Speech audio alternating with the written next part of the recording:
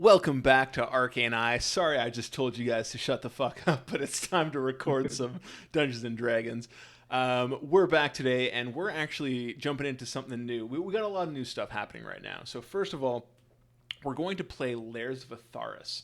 It's 20 one-shot adventures that is released on D&D Beyond. It was written by Ghostfire Gaming, and it takes place in the Grim Hollow setting. So the big part of what I just said, and something that I'll go back to, is that this is a third-party product, and it's been released on D&D Beyond, which is kind of cool. Previously, before this release, the only third-party content on D&D Beyond has been Critical Role stuff, but now they're expanding out into other publishers, and Ghostfire Gaming was, I guess, one of the first ones they tapped for this. So now you can get Lairs of Etharis, which is part of the Grim Hollow setting, like I was saying. And then you can also pre-order Dungeons of Drakkenheim, which is a combination between the Dungeon Dudes, who are other really cool D&D YouTubers, and Ghostfire Gaming. And that's going to be coming out sometime in December, maybe? I don't actually know. But back to some other new things. We got a new face with us today, joined by Alex, who we've played D&D with for years now. He's an OG, and he's finally back in Canada, so now he'll be showing up sometimes. And then we got the OGs, Russ, Chris, and VJ. And what we're doing today, you'll notice TBD beside a couple of these people's names, and that's because we're doing a session 0 for Lairs of Etharis. Essentially, we're going to run it like a campaign. It's going to be episodic adventures. They're going to kind of like show up for a monster of the week type thing. There's not going to be a lot of, interaction between the adventures presented in the book. We're just going to kind of like time jump from one encounter to the next. But yeah, we're going to get ready for some monster hunting action, which is very, very fun. Are you guys excited for some monster hunting action? Yeah. Hell yeah. Rock on. So what we're going to do today in the session 0 is I'm going to take you through a general overview of Etharis, or the Grim Hollow campaign setting. We're going to touch on the background of how these monster hunters have come together to form this party, because we are starting at 3rd level. So you guys have already done some monster hunting before this campaign started. And then we're going to talk about some interesting mechanics that I've developed for, the episodic and monster hunting nature of this campaign. And then we're going to talk about some character creation. Not only we'll probably run through like Alex's Vrast and Chris's Bobby. Well, TBD Bobby. Well, Bobby's an old character for you, so who knows if he'll No, Billy's an old character. Bobby's his younger Cockney brother. I didn't even realize. Okay, yeah, so Bobby's a new character, I guess. And then Russ and VJ are still working on their characters, so we'll kind of go through character creation. I might even create a character as well, because we had touched on this previously, but because these are episodic adventures, some people, Alex might not show up for a week, or Russ might not show up for a week, or one of you might DM for a week, at which point I'll hop in with my own player character and get in on the monster hunting action. Oh. Cool? Sweet. Well, let's go through the land of Etharis. So this is the doc that I sent out to my party members this morning. I don't give you guys a lot of time to create your characters, so it's no wonder why you guys don't have characters created today. But essentially, Etharis is dark fantasy, and it's a little bit like, I'm not sure if it's a low fantasy, but it's certainly low magic. Something that we see in these first 2 pieces are the gods are absent. While we could go into the lore behind this in the Grim Hollow setting, I'm going to kind of keep this general, just because, like, we're not running a real Grim Hollow campaign. We're kind of running this like episodic, shallow monster hunting campaign. But essentially, what you need to know is that divine magic is scarce. The gods aren't really around. If you are a paladin or a cleric or something, you're getting your divine magic from an angel who has come down to the world of Etharis, and that angel only it doesn't have infinite power to bestow on infinite clerics or paladins. So they're kind of choosy, and therefore clerics and paladins are very scarce. This also affects the availability of items like holy water and the access to like clerical services. So if you guys needed to find a temple for like a greater restoration, we probably won't do a ton of like you're seeking out the temple in this campaign. This will probably be like stuff that we hand wave off screen, but it's going to cost you a lot of gold to do that, which is the most important part. So, if you get cursed or come down with a disease, your character might die unless you guys like pool your gold together to resolve it.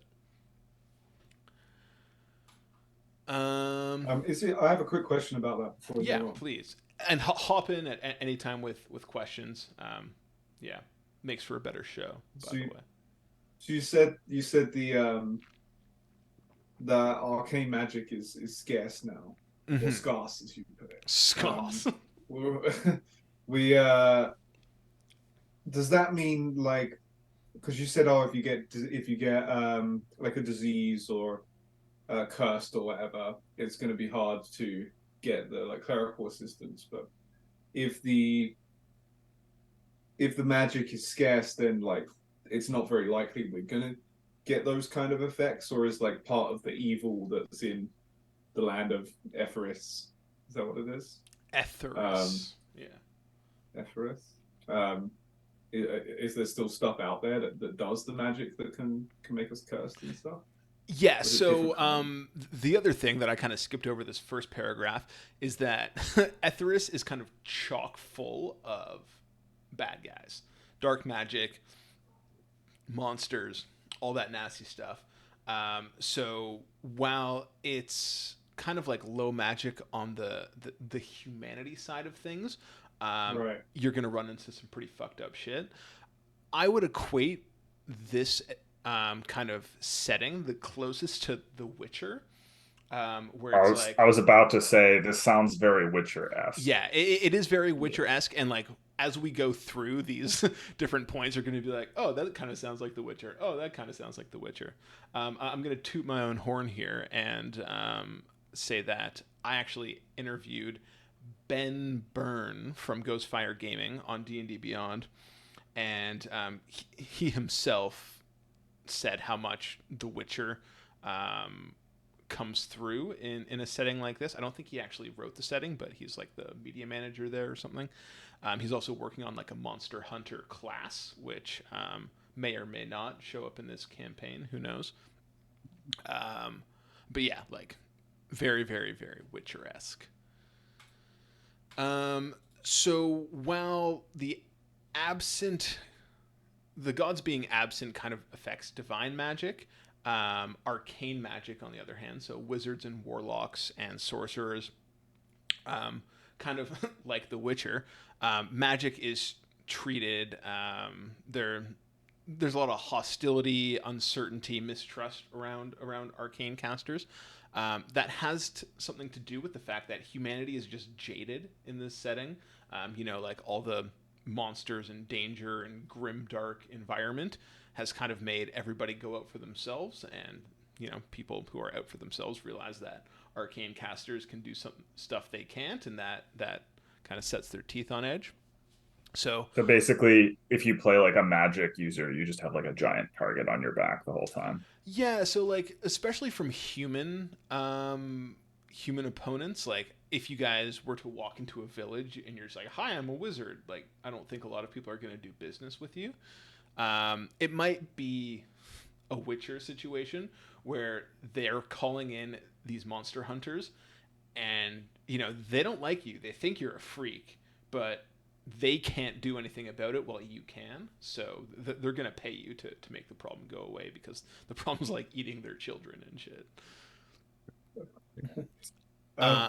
What's the the specificity of arcane magic versus, like, say, I'm a bard, but I can still kind of like be a blatant magic user as far as the public is concerned when doing stuff.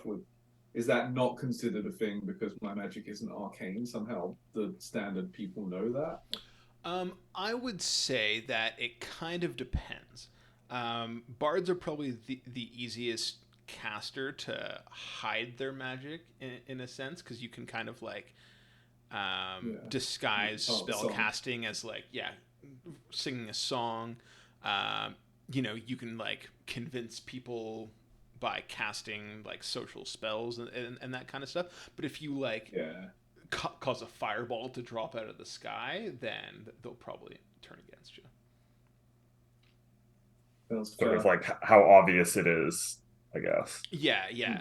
How I feel like in most settings, if you drop a fireball from the sky, people will turn against. That's very true. I don't think of many places where that wouldn't happen. So yeah, I'll try not to do that. So moving on, travel. So, like I said, this is going to be episodic. So you guys traveling between the locations where these lairs are probably isn't going to come up a lot. You're just going to be like, hey, you've been given this task by your patron, and you guys show up, and now here's the situation. But if you're within a situation and you go to, like, let's say there's a day of travel to get to a certain place while you're like completing this adventure, then there's a good chance you'll run into something dangerous, like whether it's bandits or just some like fucked up dark creature that wants to eat your skin. Travel, rest, all very perilous. That kind of ties into the fact that humanity in Etharis is very self-interested and cruel. Small villages like kind of band together to survive, but in bigger cities, kind of the last great bastions of human civilization, you're going to run into a lot of corruption, a lot of like rich getting richer, poor getting poorer, cutthroat politics, that kind of stuff. But despite the grim setting, there are always people that are going to rise up and be a hero. That's kind of you guys in this situation. We'll talk a little bit about, being a hero versus being an anti-hero, which is like a very distinct line that you guys can be walking during this campaign. But essentially, like, when you do heroic things, people notice it because everyone's so downtrodden and like getting beat to shit all the time that like when somebody just like selflessly goes out of their way, it definitely makes a lasting impression. That being said, like, despite how heroic you will be, there's like blood magic, dark patrons, like, fae that you're gonna have to make bargains with, lycanthropes that are gonna try to curse you.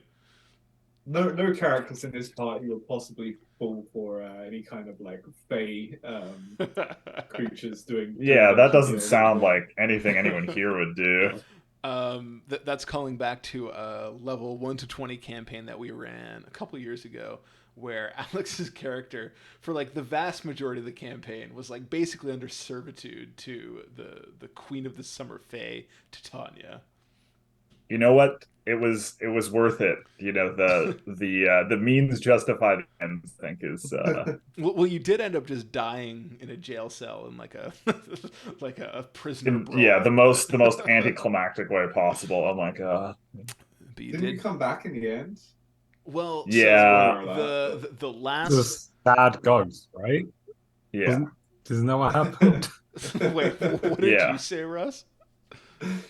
Just like, didn't he come back as a sad ghost? Wasn't that what happened? So what happened was, in the epilogue, after you guys defeated the evil and went on to do your own things, I think you guys like came back a year later to like celebrate the war ending, and then like a portal opened and you heard Hadrig, which was Alex's character, calling out to you, and you had to go like into the unknown again to rescue him. And Billy, Bobby's brother, also played by Chris, was like, I don't really want to do this, but I guess I will.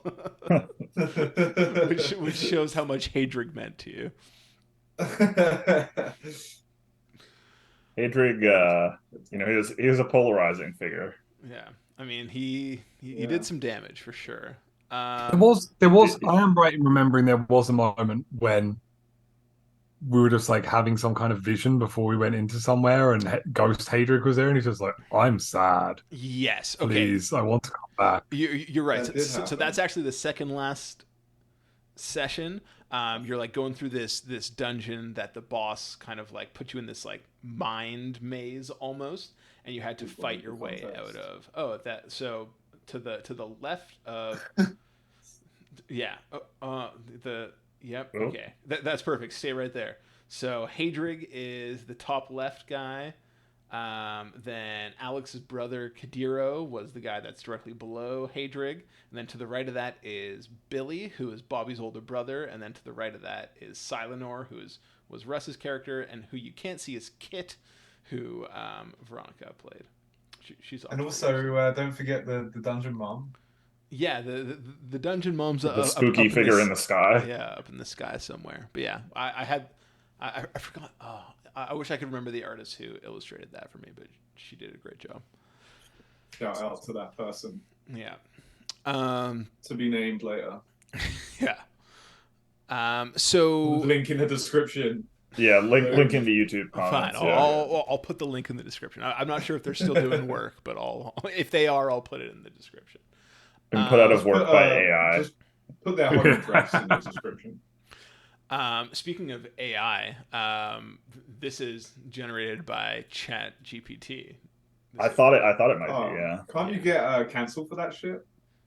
I mean, I'm not publishing it or anything. This is for a home game. I use ChatGPT all the time for a home game. I have a video. The video that went up before this one was me talking with ChatGPT voice for half an hour as it ran me through a D&D session. So it's a fun time. I was just trying to make my character portrait in Stable Diffusion on my computer just now, and my entire Zoom froze, and it got a lot hotter in here because of my graphics card. And I decided just to close it. Honestly, like I find that the ChatGPT DALL-E connection works really well for character portraits if you're in the market for it. On a sidebar onto that stuff, the fun thing with Stable Diffusion is you can like import like open pose models and stuff, or like take a photo in a position that you like and then generate like from that and things like that. So like you get crazy control over like your scene and everything. Like, and there's specific like RPG art checkpoints or models that you can use to like in like the style of the painting and stuff. It's very cool. I recommend playing with it. And then all you use it for is to like take a picture of yourself and then like paint yourself like naked with girl boobs. You can just like do what everyone else does and just make all their AI girlfriends and waifus and all of that. If Russ pauses again, we know that's what's happening. You just have to look in the reflection of my glasses. That's the trick. Okay. And then consequences. So seeing as this is grimdark, there will be situations where like you miss a clue and then you come back and like the family you were trying to save has been like murdered by werewolves. So there will be times where you succeed in your adventures and there will be times that you fail. But yeah, like what you do and how you interact with things will have consequences. Dare I say it, much like in The Witcher. You said there'll generally be clues. Like it's not like full on George R.R. Martin for everyone for no reason. Yeah. So what I've done. Do we talk about this now? Sure. Like I said, we're starting at the third chapter, so the third adventure. So you guys are level 3. And what I've done is because it provides the lair and kind of like the situation around the lair. And then what I've done is created a intro sequence where you guys kind of like go and explore a town.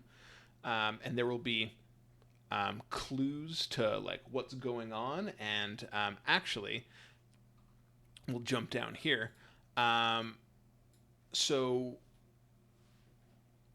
there will be clues to what enemy you're facing, what you're going to interact with, what troubles you're going to face, and like what the consequences of those troubles will be.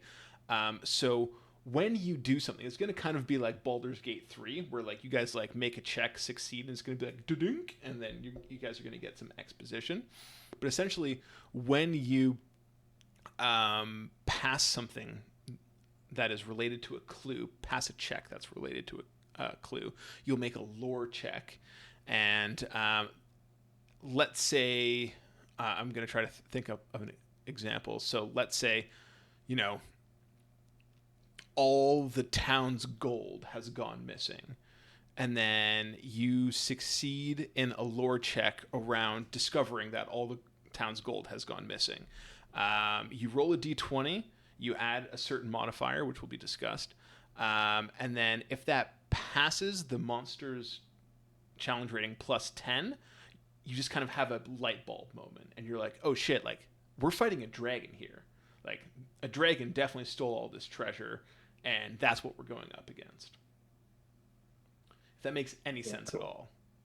Yeah, that totally makes sense. Yeah, the way I understood it when I read the document was that, you get the name of the creature and some information about it. Like I would assume whether that's like, maybe it has some resistances, or maybe it's of a certain size, or just some rough information. But yeah. Oh, and it's also going to be like information about like how they act, like what are they predisposed to doing, that kind of fun stuff.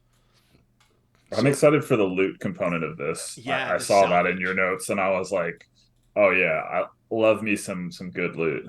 Well, we'll get back to that in a second.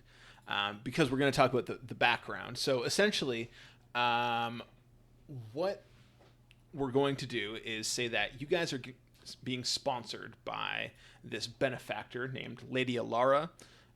This is her here with AI-generated art.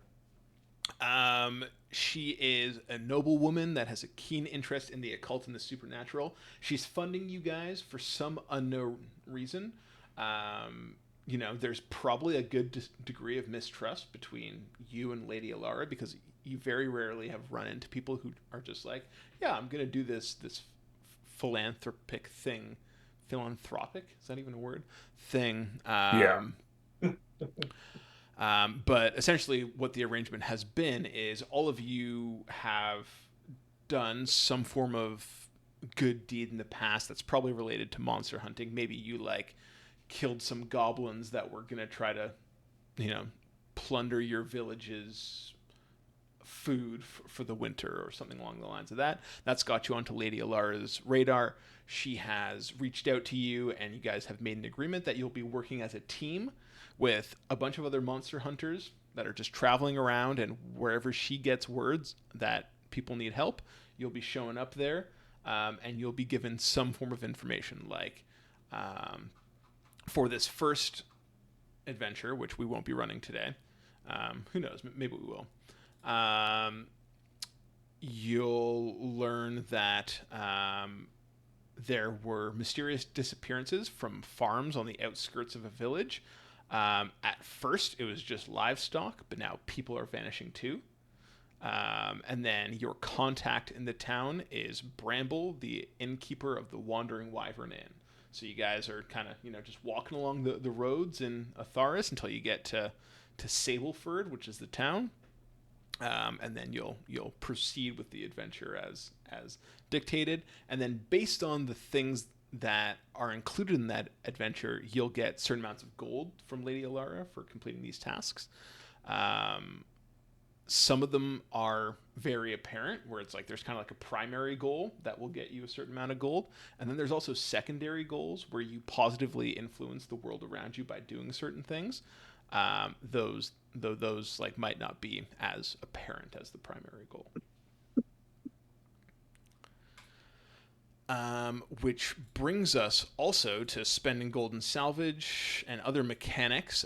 First, let's talk about the Monster Hunter's Grimoire. So this will probably change over time, but essentially all of you guys have this ability starting off. So you have a number of charges equal to your proficiency bonus. You regain the charges after a long rest, and then you can spend them to do certain monster hunter things. So the battle masters know your enemy. You can use 2 charges, and essentially, if you spend 1 minute observing or interacting with a creature, you can learn 2 of the characteristics of the creature. So just allows you to like know your foe a little bit better. So you can go into a fight with a plan rather than just being like, okay, like I have no idea what this is actually going to be like this upcoming fight. And then you can also, just because I feel like it's a Monster Hunter's thing to do, that, you know, they know stuff. They know the niche things that they need to survive in a world where they're fighting monsters every time. You can use Monster Hunter charges to give you a boost to a failed perception, nature, survival, or arcana check, just kind of representing your pool of knowledge that you're able to contribute towards those problems. Only if you're proficient in those things. Only if you're proficient in those things. Very true. Because like I felt like it would be cool to be like a monster hunter who specializes in like, you know, the arcane aspects of creatures, or, you know, if you're a ranger, you're obviously going to have like perception and survival, and rangers are very monster hunting. Cool. And then the last bit here, spending gold and salvage. So again, this is going to be hand wave, behind the scenes type thing, but essentially what I've done is I have created a spreadsheet that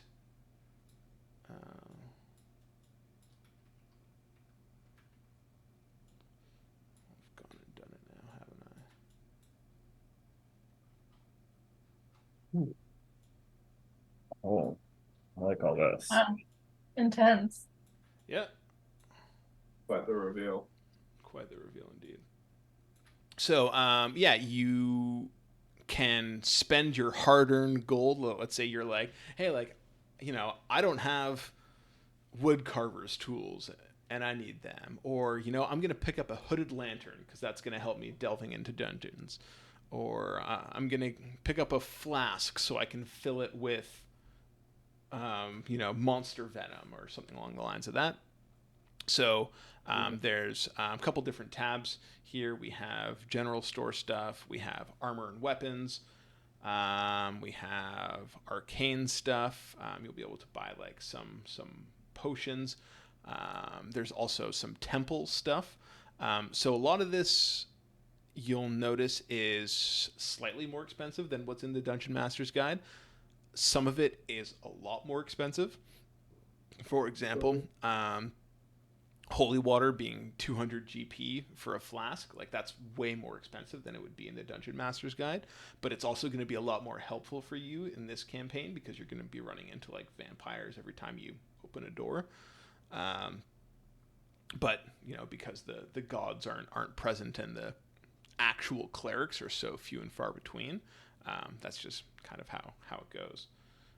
There's also you know, some like spells that you guys can get. So if you need like a cure wounds or like lesser restoration or even a revivify between sessions, then that's something that you can hire out for, again, a lot of money. I was going to ask, do we still get access to the same kind of starting equipment that we would? Yes. Like through D&D Beyond? Okay. Yeah. Probably the more important thing is that also you can buy potions of healing, but again, they're expensive, 75 GP a pop. So yeah, I feel like it's fun to do it this way. Like, I feel like we haven't really ever had a full out like shopping session. I feel like some tables do that, but we've never really been interested in it. So I wanted to give you guys a very easy, straightforward way of being like, okay, this is how much money I have. Now, in between sessions, I might just go blow it on like 5 potions of healing, just so I can have those in my inventory. Or you can like save up for, plate armor or whatever.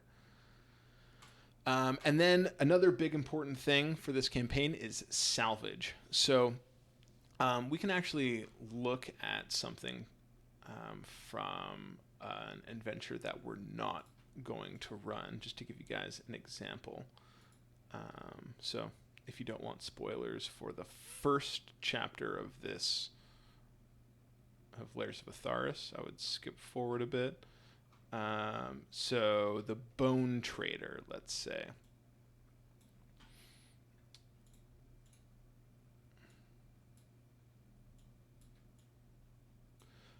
So you can see here it has a salvage section. So you can, once you defeat the Bone Trader, you can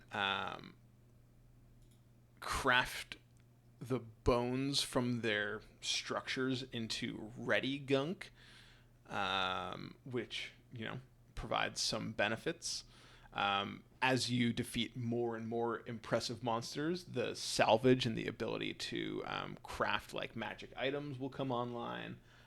You'll be able to essentially use the gear that you acquire from defeating monsters to make your players better, which is really cool and very Monster Hunter-y, in my opinion. Yeah, I love that. I can't really see what you're sharing on the screen for me. I don't know if this is just Zoom, but yes. So if you pin my screen, you'll probably be able to see it in a bit bigger on the video. It's kind of still too pixelated on my end, at least. Yeah. Well, I just tried pinning it, and it's still too pixelated for me. I guess that's my OBS virtual camera, fortunately. I can. Hopefully, it's fine for YouTube. It's probably just like coming through Zoom. It's just I think that the fact that I'm like streaming it over probably hurts it. I'm just gonna post this in Discord so you guys can see. Okay, so. But yeah, so that's generally the overview of what we're going to be doing over the next couple sessions. I want to make a commitment to like running this adventure, running all of these layers all the way through. Probably won't happen every week. There'll probably be a varying cast of people coming in and out, but at the end of the day, I think that it'll be a fun time. Yeah. Totally good. So, Wicked. I'm definitely going to enjoy this spreadsheet. Alex loves spreadsheets. I love a good Oh, boy. spreadsheet. I'm going to enjoy this spreadsheet. Man after my own heart, Mike. I'm just like, ooh, what can I buy? Let me look. Let me go shop. I'm gonna buy the cheesiest shit in the world. Just yeah, ball bearings, power game and the fucking fuck like, out of this. Oh, oil yeah. flasks and torches and just like Yeah. So yeah, that covers the general overview. Do you guys want to talk about characters? Like Russ and VJ, have you been working on characters behind the scene? We can talk I about. have been for sure. Okay, so let's hear love what you got cooking, Russ. I'm cooking something exciting, I think, but I'm ready for you and your rule book to shit all over my dreams. So, Okay, perfect. let's go. I was thinking about multi-classing as a barbarian. Well, to start, 2 levels of barbarian and 1 level of rogue. Ooh, Okay, that's an interesting And combo. my barbarian will wield dual short swords Okay, because they are finesse weapon. right. You can see where I'm going already, Mike. Yep. And I use- appreciate the fact that you thought of using a finesse weapon. That's good. Because I knew you'd pull me up on it. I googled it first, Yeah. so that I can use reckless attack to have advantage, which gives me permanent sneak attack as a barbarian. Right. Yeah, I mean it's Makes sense. a good like I think that there's like some form of mechanical soundness to this. It's a fun and interesting interaction, probably like suboptimal compared to like being a barbarian and just like yeah. But Russ is all about the funny, interesting. Yeah, so I wasn't really, yeah, I'm not trying to like min max this one. Like I had an idea like earlier when I was thinking like, oh, maybe I'll be a rogue, and I was just imagining this kind of like beer bellied, bald, scarred up old Cockney human who has, he probably was some kind of sellsword, like killer for hire, would just go around and execute whoever he was getting paid to execute or kill, and has got into the monster hunting business, for the money. And I do really like that, and I think that that's like an archetype that is kind of glanced over in the rogue side of things. Is there's no like thug rogue. Yeah, that's what I was trying to build, like a thug rogue. Like, and then when Alex said this, he's looking at that too. I was like, okay, maybe I could barbarian. And then, yeah, it got me to we thinking. do Can I need get a a little tank, bit so of rogue I think in it there? works from that perspective. Yeah, for sure. Just a touch of rogue to kind of bring out that side of him. Yeah, I like it. I think that would be a good. Do we have a name yet, or is it still in progress? It is very much in progress. Yeah, Okay. very Well, very much in when you have the name, we'll be able to update your TBD. Okay. VJ, how's your character creation going? You said wizard. Yeah, but you got me second guessing it. Yeah, so like wizard, like it's funny because we played a Star Wars campaign where Veronica was the only Jedi, and it was set after Order 66 or whatever it's called, Yeah. where Jedi were outlawed. So this will be kind of reminiscent of that, and I'm not sure how much you want to do that, but I feel like there's another character that I've played that's also like in hiding, or I don't remember though. But you could just be a subtle wizard if you wanted to. You don't always have to like be casting magic everywhere you go. You can just reserve magic for when you run into a baddie. So I don't want to like make this setting hostile to your character idea. No, I have no ideas. No idea. I'm always just a wizard. So why don't I try and be something else? Okay. You branch out. You can still have. I'm gonna branch out. I tried a rogue last time and that didn't work out so well. Yeah. A what? Your initials still need to be V and J, right? Yeah. And I have a name need to at be least. someone that can cast shatter as well. That's required, I think. Well, if you want something to cast shatter, you could be like a monk, and you could do like the elemental monk kind of thing. Unfortunately, that's I think you're thinking of. Are you thinking of disintegrate? Yeah, I think Russ is thinking about Disintegrate is the best one. Oh, I'm wrong. Yeah, I feel like Billy the Bard was always casting shatter. Yeah, shatter and dissonant whispers are like my go-tos for my bards. So that and heat metal in the early years as well. So I've got all of those loaded into Bobby, Billy's slightly younger brother, twin brother that was born 2.5 hours later after an intense like second round of labor for his mother. What was her name again? Or Barbara, or because you did have two mothers, correct? Yeah. So were the whole story both with of your moms that's right. pregnant? One had Billy, one had Bobby, or was it No. So the love of two ladies, yes. Billy's moms, they were his adopted mothers. They found him. Yeah, when I was a babe, you came to me, decided that day that I would be A man deserved the love of thee, the love of two ladies. So yeah, Bravo. there's a whole story. There's many verse and chorus to that song. And If only we could we'll have go to find back out in if Bobby time. knows it. If only we could go back in time and record all of our Aurelian sessions and then post that. We could do a critical role and just like jump into that world like halfway through and become cajillionaires, but who knows? We could just replay it. It would be like me kind of rewatching my favorite HBO shows and stuff. Let's just do it again. Why not? Yeah. So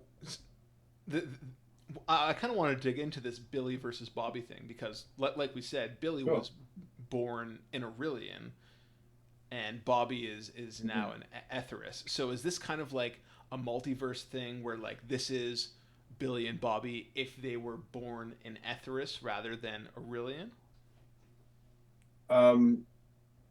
So no. The plan I had was that like, so Bobby is Billy's slightly younger twin brother. They grew up in Aurelian together, but they kind of like went different ways when they were younger. You know, like Billy kind of like, you know, became kind of more charming and pleasant, and like Bobby kind of had a bit of a rougher time, like fell in with a bit of a badder crowd growing up, and yeah, so they kind of went like separate ways around kind of teenage years.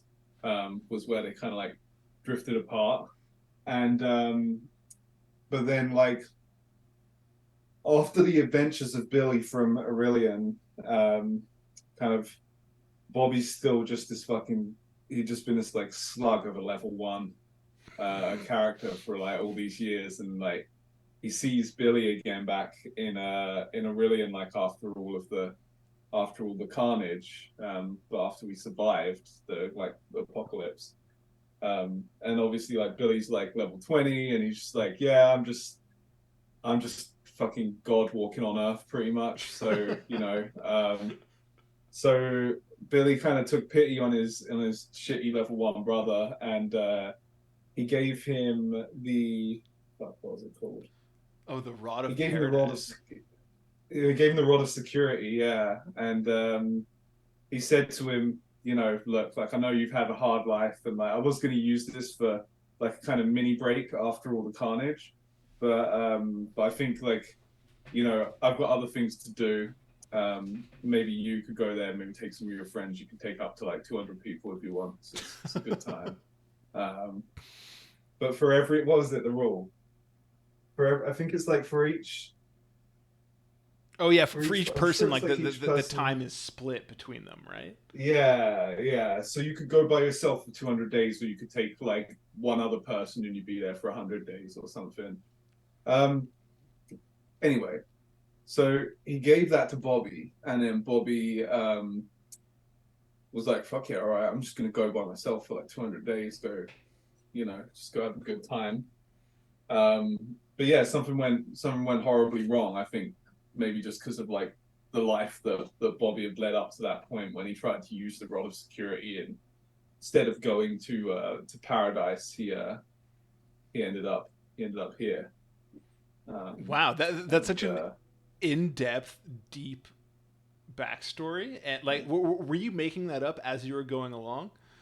Parts of it. Yeah.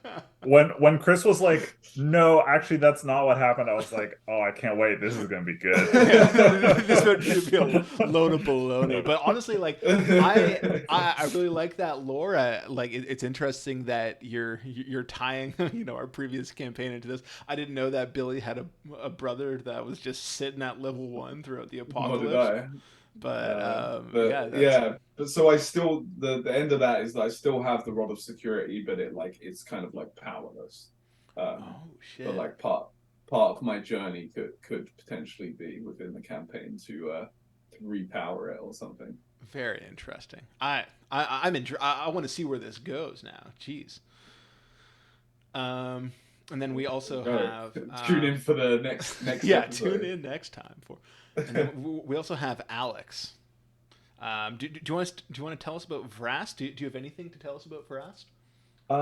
Yeah, I mean, he's still kind of like taking shape as a character because I kind of threw him together like 30 minutes before this started, but his name is Vrast Fastfinger. He's got the fastest fingers in all of Etharis.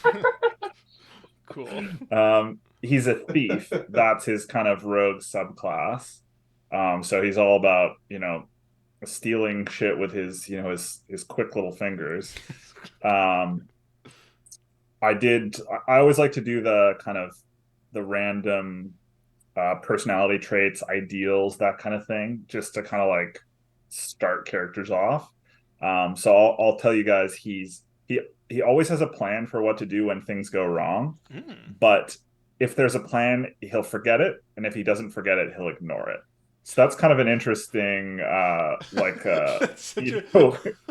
contradiction in terms. His brain is just like insane, where it's like, I have a plan for this, but fuck that. But he just never follows through on the plans. I rolled this and I was like, this doesn't work. And then I was like, this is kind of fun. We're going to lean into this one.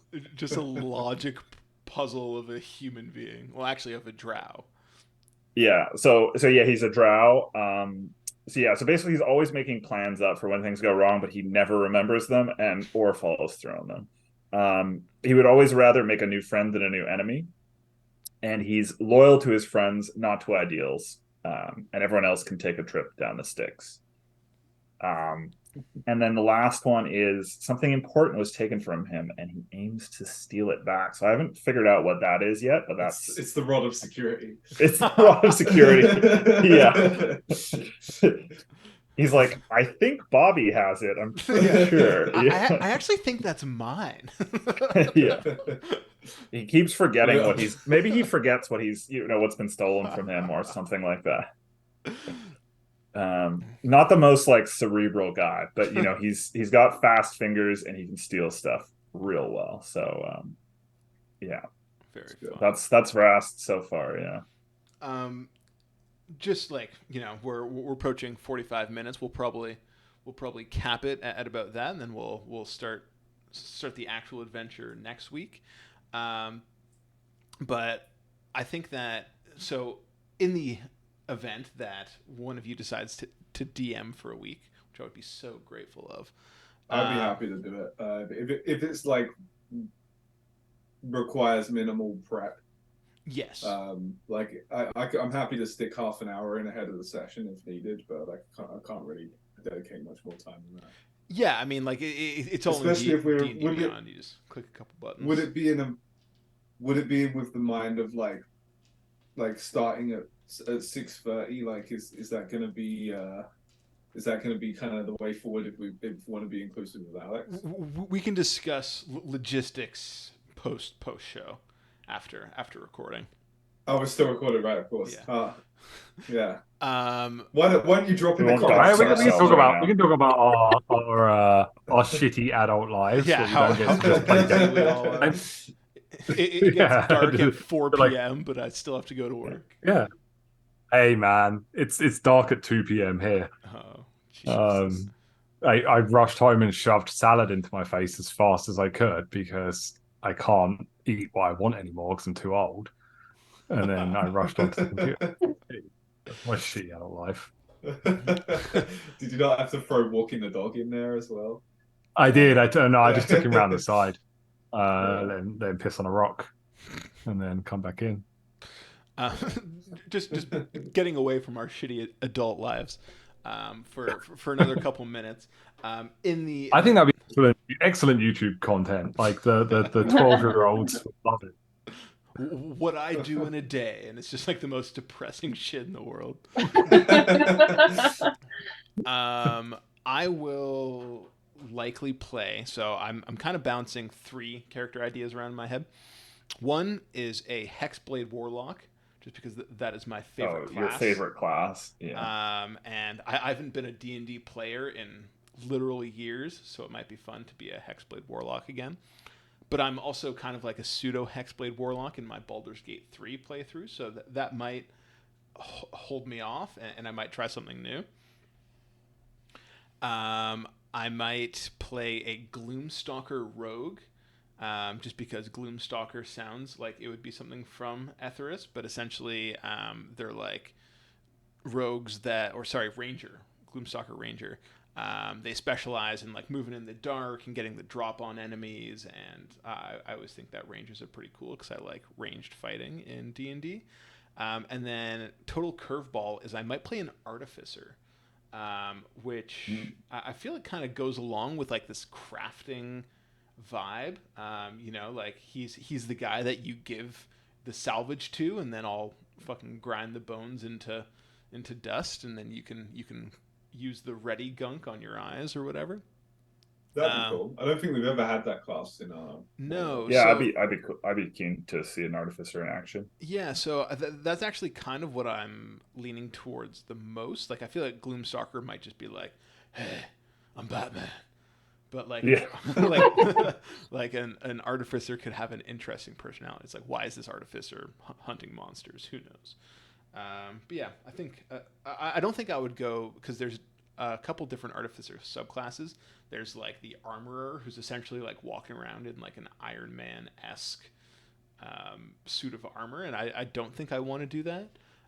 Alchemist probably makes the most sense for this campaign setting, but I'm not too keen on the Alchemist. Like, they kind of have weird random effects. Like, you kind of like roll a d6 to see what kind of elixir you create. There's an artillerist who can like summon like a cannon to like help them out in battle, which I find to be kind of cool. And then there's a battlesmith who's gonna like suit up into armor and like gets martial weapons and kind of like wade into battle. And I think it'll depend on what the turnout of kind of like who VJ chooses to be, and if we need another tanky guy, I'll go battlesmith, but otherwise I'll go artillerist or alchemist. DJ, what are you leaning towards right now? And a half-elf sorcerer. Ooh, that's dark and brooding. I like it. Good. It seems like a sorcerer's. Wait, no, it's warlocks that are charisma based, right? What's sorcerer? Sorcerer's charisma as well.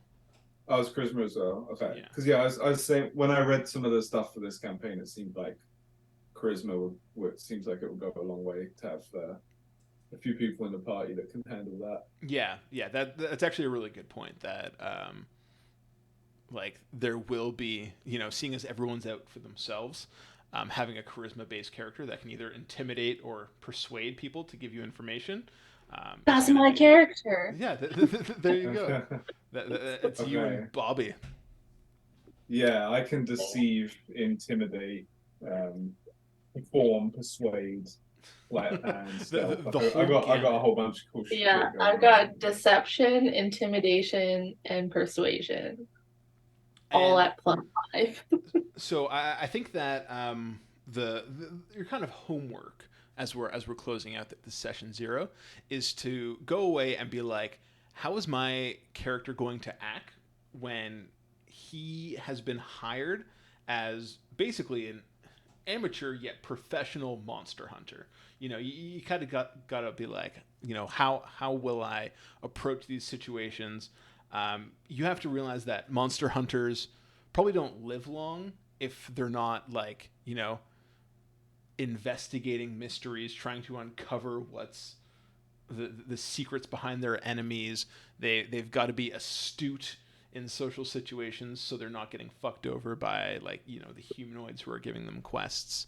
And how is this character going to work in like a grim dark setting? But I think with everything we've discussed today, you guys are very well capable for going off and fleshing out your characters and how they're going to act in the campaign a little bit more. And then, we'll see them in action next week, hopefully. Like we said, we're all adults and we have shitty adult stuff going on. So hopefully we're all able to show up for some D&D next week. Yeah, I think we got... the next potential like kind of 2 weeks leading up to Christmas, I think I can probably find ways to do those weeks, and then we'll probably break till January. like I said, we'll get on to those logistics afterwards. But thank you guys for watching. Let's talk. No, let's talk about it. Yeah. Yeah, I maybe can't that's wait. interesting content. No. I know. I'm shutting this down. Thank you for watching. Thank you guys for showing up and talking about this fantasy world that we're going to be adventuring in. If you liked our content, subscribe. You can also go through the backlog. We've dipped into some other campaigns here and there. So if you want to see us in action, you can check out that. If you want to read more of my work, you can check me out on D&D Beyond. I do some writing for D&D Beyond, and then I also have the site Arcane Eye, where I talk about class mechanics and optimization guides and all that fun stuff. But until next time, Arcane Bye. Arcane. Oh, whoops! I didn't get the memo. bye. bye.